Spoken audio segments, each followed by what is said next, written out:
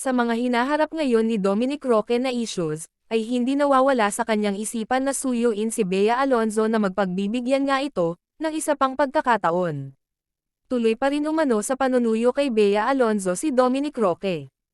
Ilang gabi na raw na nasa harap ng bahay ng aktres.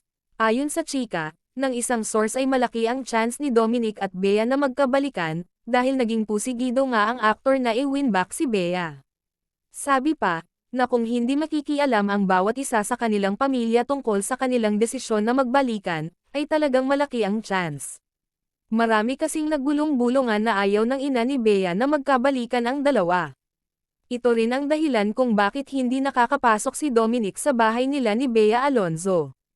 Kinakausap naman daw ng actress si Dom, kaya lang hindi rin nagtatagal, kung totoosin ay nasa saktong gulang na si Bea at dapat siya na ang magdedesisyon sa kanyang sarili. Sabi pa ng isang source, na makikita naman, sa dalawa na mahal pa nila ang isa't isa. Sa ngayon ay balik pangliligaw muna si Dom, at kailangan niya nga doble na effort para maging sila ulit ng actress.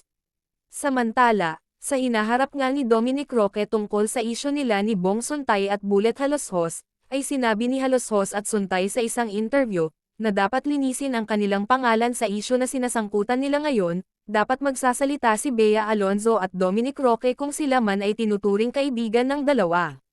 Dahil sabi pa ni Haloshos sa isang interview, ay naapektuhan ang kanyang pamilya, lalong-lalo na ang kanyang anak, dahil tinatanong daw ito sa kanyang mga kaklase kung totoo ang isyu ng kanyang ama. Sa nagdaang linggo ay nagpalabas na ng isang statement ang abogado ni Dominic at nabanggit nga dito, nakakasuhan nila si Christy Fermin sa pagpapalabas sa naturang isyu. Nabanggit din ito ni Haloshos at Suntay na sila din ay magsasampa ng kaso.